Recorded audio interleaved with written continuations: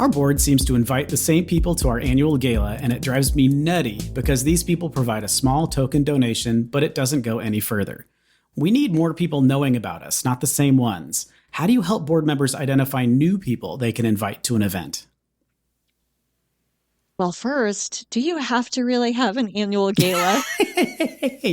Cancel the gala. Just kidding.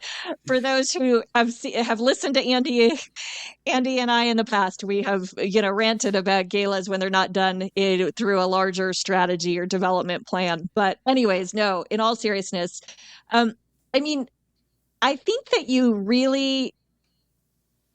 Oh gosh, I want to unpack it a minute because first, like you talk about we're not getting like all we get is a small token donation, but it doesn't go any further. And I mean, I just want to ask for the person who wrote this to think about what are you doing to, right? Like to help it go further. You're laughing, Andy. What are you thinking? No, it's just the first half of your question. Like, what are you doing? Right. Like I just because I'm kind of like, they're not going to it's not this like magical thing that they come to your event and they make a small little donation and they're just going to keep giving. It just doesn't work like that. And anyone who's in development, particularly who's done fundraising events that last beyond the event itself and actually go into a development strategy will say, great, this is our approach for like getting the people who attended more connected to our mission beyond the event. Here's how we continue to build that relationship. Here's how we build it. So just, I think, reflecting for yourself, what are you doing? Is it that you truly have tried all that and they're like, no, I'm just doing it because I need to like placate the person who invited me, make this small donation and be done with it, right? Which sometimes happens. I mean, I've been that person that's been a guest that's like, I want to support the person who invited me and I want to make a donation, but I have no desire to actually connect in another way. And that's real. So that could be it. But as far as like thinking about how you get board members to think about new people, I mean, I think the first question, like the thing that board members don't do well with is when you say to them, just this carte blanche, like you ask that question and just like that. We want to have new people coming and we'd love for all of you to invite some new people in your network. So who else do you know? Like whenever you see anyone in development ask a question like that, in general, board members just sort of like go blank. There is something about the question that doesn't seem like for most people it works, right? So what I think really does work is when you start to ask other questions that get them thinking more like about their own network. So like, hey, are you part of, sort of college alumni group? Are you part of like, who's in your, like, do you have any relationships with your neighbors? Are you part of a book club? Fill in the blank, like those kinds of things. Like, are there other circles you're not thinking of that perhaps are people that you think may have an interest in the organization or just they do care about you, and because of that maybe they'll come and maybe their eyes will be opened and the seas will part and they will give you more money. But like the point is, I think sometimes making it too broad or just saying to board members like, let's take 20 minutes now, I want you to go through your LinkedIn contacts. I've seen organizations do this before. I want you to actually go through your phone contacts and I want you to like find a few other new names that whether it's coming to the event, whether it's whatever, that you can reach out to try to engage in some way. Like there is a way that you can do it. And that feels like it always works better. When people are just given a blank slate, I find for the most part, they just freeze. So that would be like the short answer. The longer answer is, are there things you can do, to sort of channel the people they are bringing, especially if those are loyal people who keep coming back year after year, like maybe there is something to be done with that. I don't know. What do you think, Andy? Have you seen anything work with this? I mean, I don't want to try not to be mean, right? It's like you asked a question, someone asked a question, an honest question. I want to give an honest answer, but I don't want it to sound like I'm being a jerk. So I would like the first thing that Stacey, you said was like, why are you having a gala? Yeah. And like, so that's kind of my, like, why you maybe take a step back and say, why have we chosen this as a fundraising strategy? And what how are we attracting people to this event? So, Stacey and I have said before, like we're totally jaded. We both lived in Las Vegas for a while. And so fancy dressing up and going out and listening to a jazz combo is not something that we need to go to a nonprofit to do. Like that's something that you can just do on a Tuesday night. so there's, maybe this plays different in Peoria. I don't know. But like for us, it feels like the gala event needs to bring something that is going to encourage someone to go out and do it. You have to get dressed up, probably. You're driving somewhere, probably. The food is marginal. The entertainment is usually pretty marginal. And then people are going to ask us for money and make us watch a sad video. So that doesn't feel like a fun night out to me. And I don't think for a lot of people that also doesn't feel like a fun night out either. So you have to figure out what your hook is. Like if it's the same people that are coming, it's people that probably are interested in your mission and want to support you. And this is the opportunity that you've given them. You say, well, we do a gala event. So you're going to come to our gala event and that's the way you support us. And so people aren't coming because it's fun. People are coming because they're your friend, which was exactly why Stacey and I go to galas, right? We don't go because like we want to support a mission. We go because we happen to know the executive director. Yes. And they said, hey, we're having a gala event. We can't sell any more tables. And you're like, well, I guess I'll go. Right. Yes. Right. So like you have to put yourself in, I would say you have to put yourself in the position of the person that you're trying to attract and then figure out why they're not coming, why new people aren't coming to your gala. And it might be that galas are inherently terrible and that nobody really wants to go because it's unpleasant, or maybe they don't know about it. Or maybe they don't know that it's really fun. Or maybe you've got a gala that's super interesting that just more people need to find out about. Or maybe people that are interested in your mission don't know that you're working on that area and that you're not talking to people that are sort of natural fits for what your mission is and letting them know that this is a good way to sort of get involved with the organization that also involves drinking, right? Or whatever, right? We always talk about what Stacey and I really make fun of galas a lot. And part of that is because so many baby organizations just are board members too, just automatically think that's the only way to raise money because it's the only thing that makes sense to them is like, well, I'm going to pay you for something. And then if I'm going to give you money, I need to get something in exchange. So I'm going to have to throw a terrible party. Right. But we know as nonprofit professionals that there are way more effective ways to attract people to your mission, like getting them to volunteer, like having conversations about what the mission is, like meeting people where they are. Like there are all these other ways to get people interested in your mission that aren't gala events. So I would take a step back and say, why is this our preferred method of fundraising? And maybe there's something else that we can do that isn't as insular, that can attract more people. I think that is definitely an important question.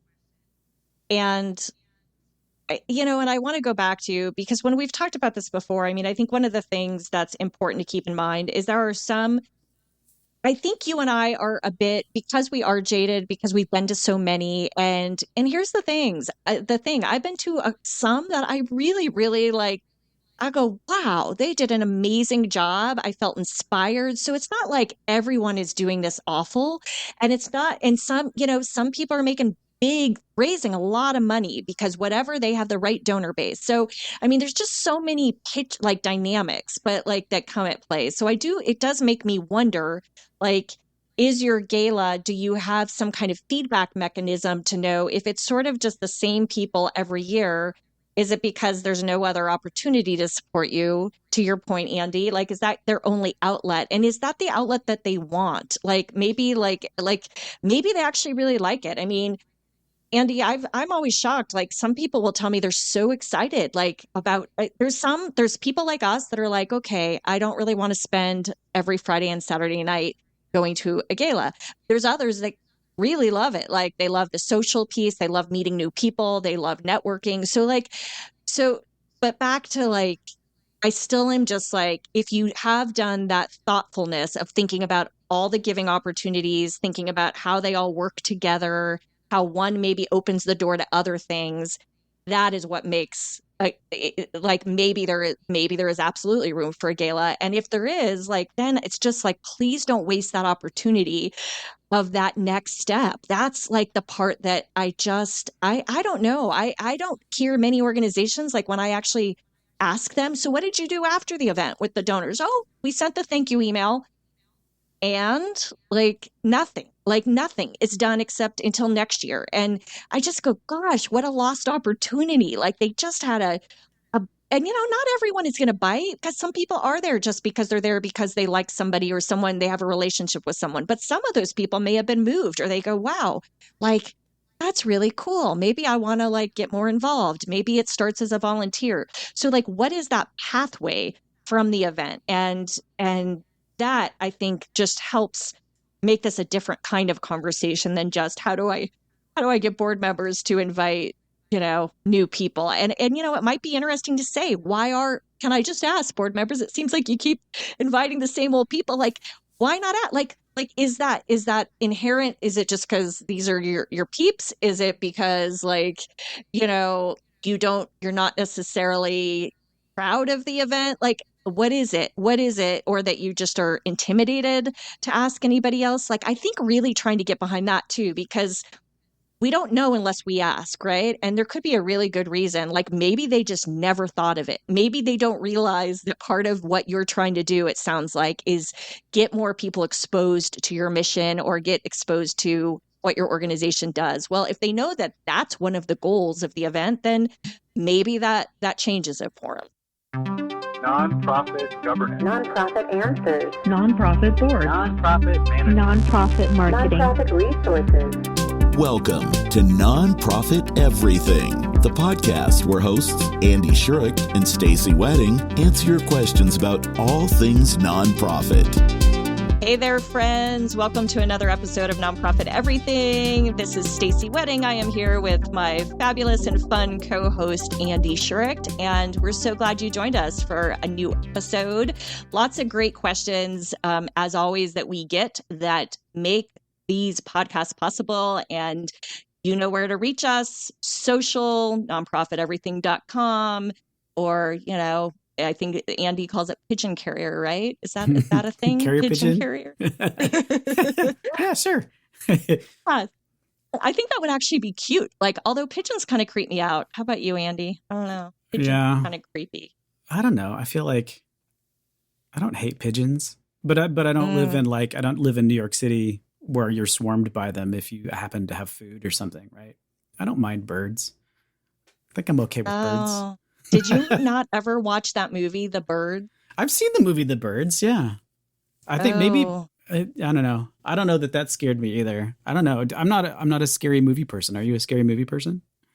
No, but I didn't love that movie because it really rang true. All over my high school yearbook, you would laugh if you saw the notes that I got written, when you're a senior and like people write your yearbook. Yep. And I had notes written that like half of them start with, "Hey, bird lady," to me, because I literally was the one that wherever I went, I would be walking in between class and either a bird would come like charging at my head to the point where like I got this nickname, or they pooped on my head. So I'm not kidding you. Like I literally am a little traumatized by birds. I'm not going to lie. So send us your bird questions. So it's going to be the podcast about birds from now on. Yeah. Because Stacey has lots of experience with birds. These are the kinds of things we have when we're not recording, but you get to hear the inside. Like these are these silly conversations where, Andy helps me work through my childhood trauma. So that's what this podcast is really all about. Yeah, the birds. Exactly. So thanks for joining us. Yeah. Thank you for joining us. Enjoy this episode.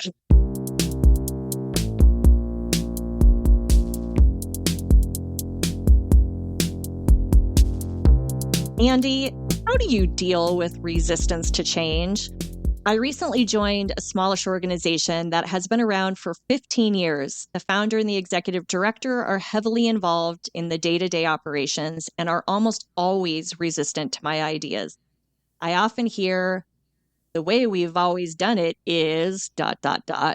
We need to get current in terms of our finance, technology, and HR systems, but I don't know how to make this happen when I am not in a position of power. Any suggestions for how to deal with their resistance to change? This is so. I feel so bad for this question asker. This is such a common challenge, especially because like as soon as the sentence was the founder and the executive Yes. director, it's like all the alarm bells go Yes. off, right? Because when you sort of step back and put yourself in the position of someone who's a founder. So if you're not a founder, you may not have some of the appreciation that you probably should for like where a lot of the founders like weird behaviors come from. Yeah. because starting an organization that you made up, first of all, is a crazy thing to do. Like it's not something that like a normal person goes, you know what? I think I have this idea and I'm going to try to get a bunch of other people to give me money for no good reason other than I talk to them about it. And then somehow, just with the force of my personality, I'm going to make this continue to exist for 15 years. Right. So it's a really hard thing to do. And it's a very specific kind of person that does that. So that founder mentality, that person who's walked into that role from the beginning and created everything, naturally has this very hard shell of, nope, there's one way to do it. And that's the way that I thought of myself. And I don't know who you are or why you're telling me to do it a different way, but this has worked for 15 years from the time we were nothing until where we are today. Right. And that's almost an impenetrable shell. Like there's almost no way that you're going to get through that without probably some sort of external assistance from your board. And it's going to have to come from your board saying, look, I love where we've come from. It goes back to a totally different question, which is how do you ease a founder out of an organization that's outgrowing them? Which is kind of what it's kind of what the question feels like to me is how do you ease a founder out of an organization that's outgrowing them? Staff can't do it. You can't do it from inside. You can't do it from inside the house. You have to do it from outside the house. And if the board is comfortable, if the board is made up of the founder's friends and they are perfectly content with the way everything's been going, that organization is just sort of stuck in adolescence forever until something changes. And Stacey and I know we've seen this probably dozens. I mean, it's no joke. We've seen this dozens of times. It's not like hyperbole at all, where a founder comes up with a great idea that works reasonably well, but then they come up against, we want to get bigger, we want to do new things, we want to expand. And the founder is totally oblivious to the fact that that's the person that's preventing it from getting any bigger, right? And it's so hard for that person to step back. Do you think though, Andy, I mean, when I think about this, I agree in large part to what you're saying. I also am wondering if there's a way that you could approach this with a different lens. So I think we've talked about this before. I think how you deliver ideas for change makes a lot of difference. If it's coming at it from this sucks or whatever, fill in that, like, or this just telling them all this stuff of why, like telling them all the bad things about whatever system or whatever thing isn't working, right? Like no one responds well to that, especially because their ego, especially with a founder, is tied up in it, right? Like they're like, oh, like it feels like you're insulting them. And so how do you make it not about insulting them and make it about the delivery of, I've got a couple ideas that I've seen work or heard work. And I wonder if like this could actually save us time, save them organization money, like positioning it more from not attacking, but more of like, here's the benefits, right? Here's the benefits of us going that direction. Like, what do you think? Do you still think that's like not able to change someone with that approach? Like a founder, you know what I mean? Like I'm thinking, I don't know if I know founders are a unique breed, but if you can get it past it being about their idea or their thing and more about like, I think this could actually save us a lot of money or whatever, like, or there's lost opportunity, like we're losing some opportunities with this. Like, look at how much easier, like that would free up your time to do more of the work you love. Like if we changed this, I don't know, like, or even pilot, like the idea of, could we pilot this? Like, do we have to like forever change it? Or could we at least try? Like, would you let me try it? Or can we try this for 3 months and then come back? Look at, like, I feel like you're just laughing at me like, Stacey, that sounds lovely in a perfect not world. At all. I think I agree 100% that coming in with a bad attitude about like everything you built is terrible and we need to tear it to the ground and start from scratch is probably an ineffective strategy. So we do not disagree there. I guess just my own personal experience with founder-led organizations is that unless there's some sort of external pressure to make an adjustment, and usually that external pressure is we're not bringing in the revenue that we're supposed to, or we got this crazy audit finding that nobody knew about, and how are we supposed to know? Or we just got sued because one of our employees like fell down a flight of stairs and we didn't have insurance for it. So like those are the kinds of sort of external pressures that can make a founder go, uh-oh, maybe I don't know everything. Maybe some things do need to change. Because if everything's kind of going smoothly and it's just that things are antiquated and you've done it someplace else and it worked really, really well and you just want to bring fresh new ideas, even with the most like oblique way of talking about it to the executive director, I still think or the founder, I still think you're gonna have a really hard time getting things to change. But totally agree. Like you can't go in guns a-blazing because you'll just get fired. I mean, and here's the thing. My experience is similar to yours. I think I'm just trying to look for some sort of hope or shining light for the person who asked the question. I mean, but I also, to your point, I think the challenge is because this sounds like it's it's operational stuff.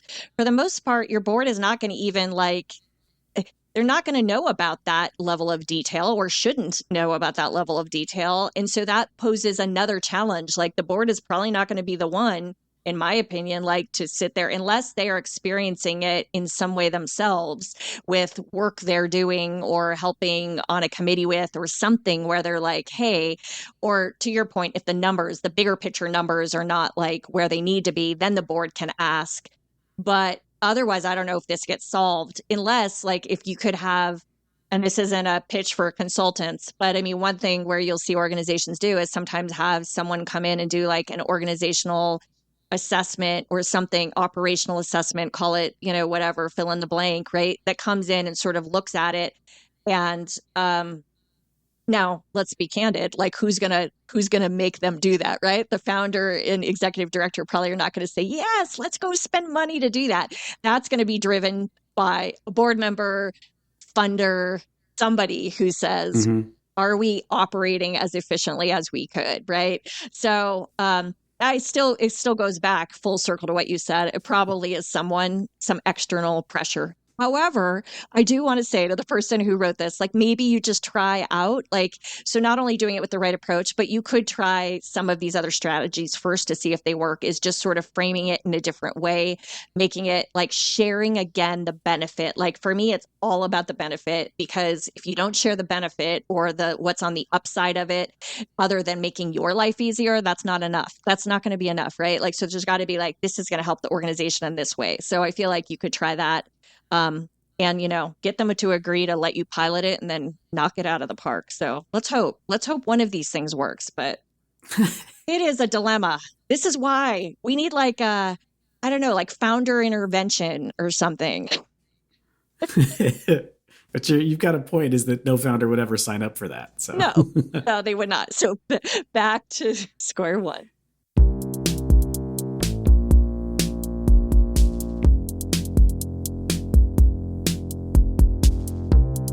We're a small nonprofit with annual revenue of $200,000 that mostly comes in during one time of the year, around Thanksgiving, when we hold a big annual event.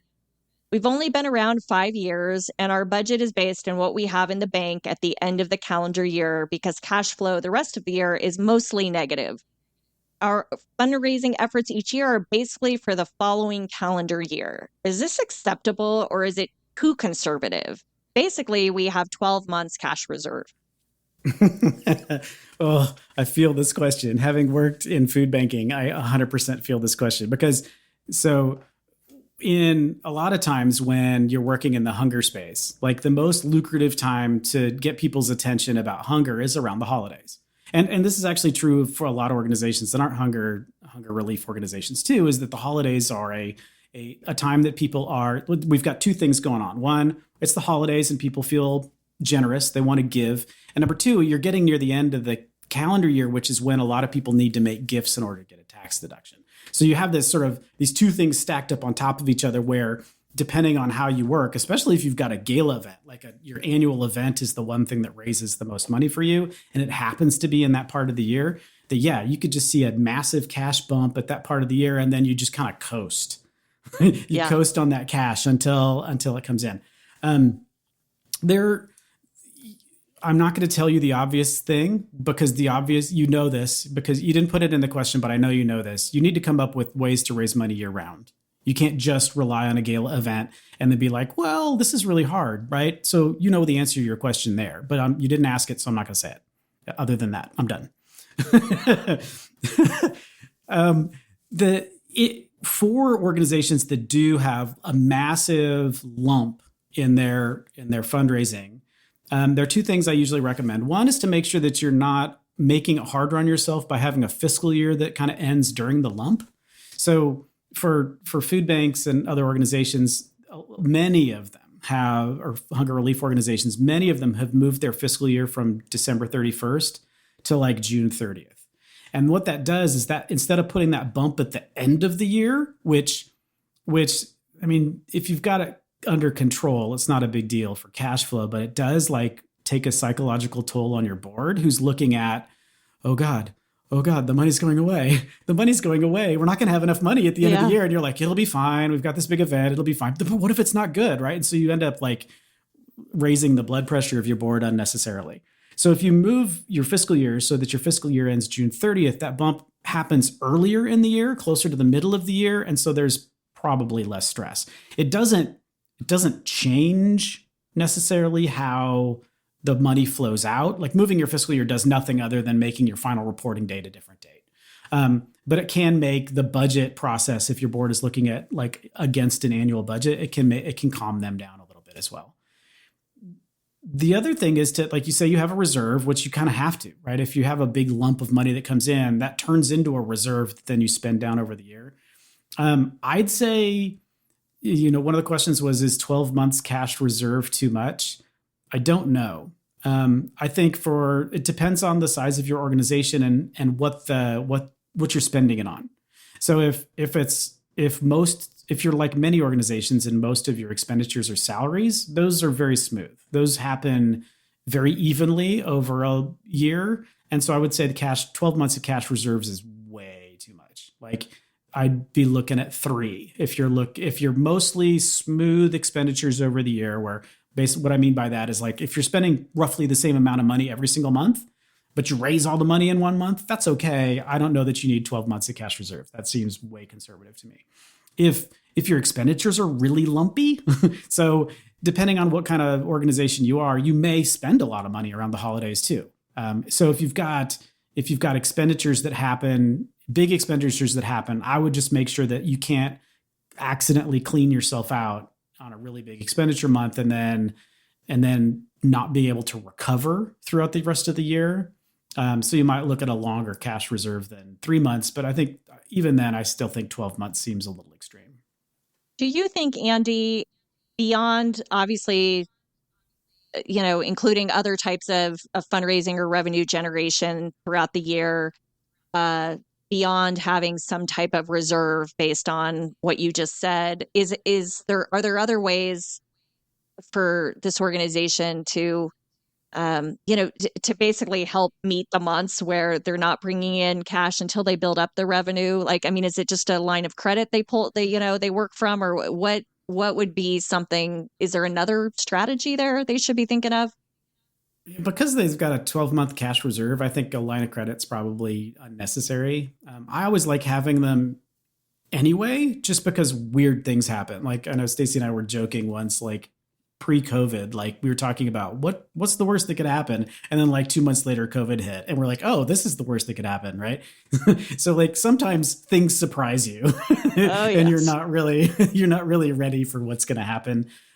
So it can't hurt. It doesn't cost you a lot of money. It doesn't cost you any money usually to have a line of credit that's just open and available for emergencies. So I would recommend that. Another thing that you might look at, especially if creating new fundraising streams that are more spread throughout the year is going to be a hard thing to do.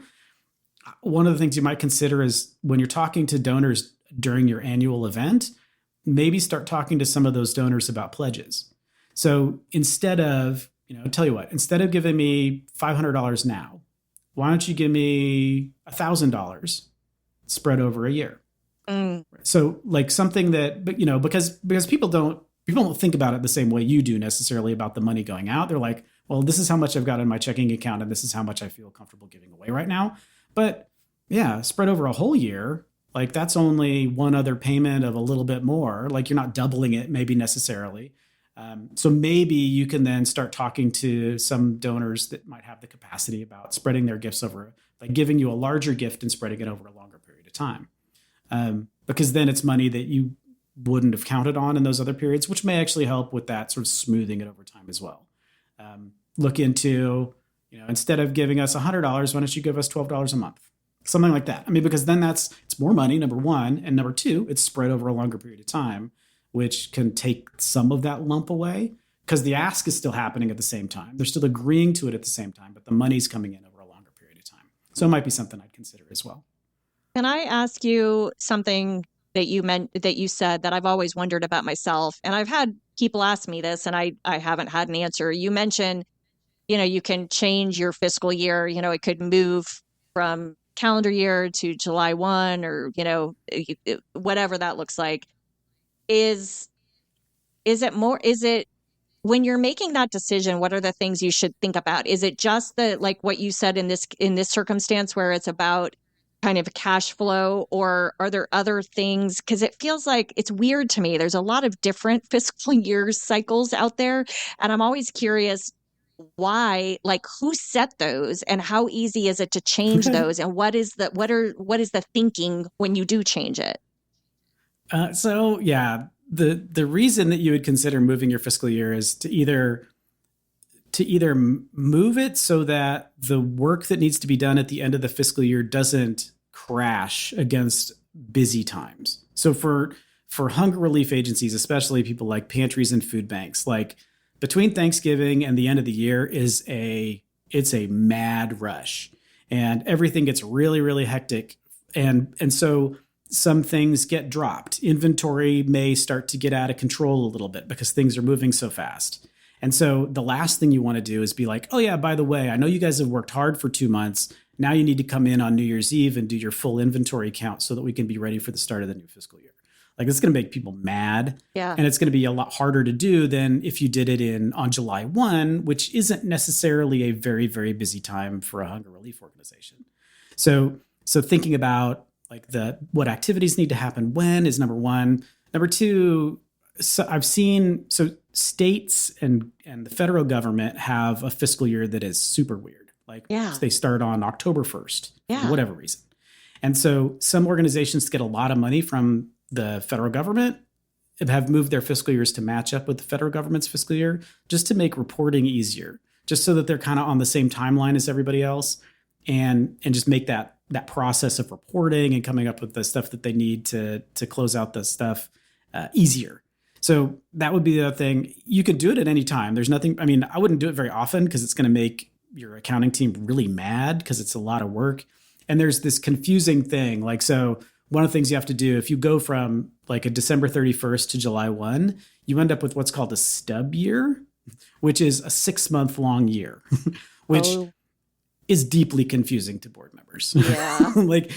and then in the reporting, like from that point on, because you do like a budget to actual for that whole year. And they're like, remind me why our revenue was half in 2009. And you're like, because that was our step. Oh yeah, our revenue is a stub year, so everything's going to be half. I remember, right? It just gets really, really, it's just hard to compare apples to apples in those cases because everything has to shift. So I wouldn't do it very often. And I would only do it if, like, so I did it at the food bank. One of the, I'd only been there for a little while. I did it very shortly after arriving at the food bank because having a 12/31 fiscal year in a food bank is crazy town. It's just too hard, especially if you're a food bank that's moving fast.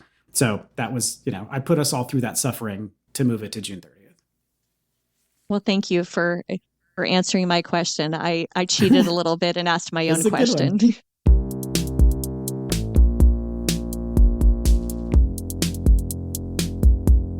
Thanks for joining us today. We appreciate that you've taken the time to listen to us talk about nonprofit stuff for the last half an hour.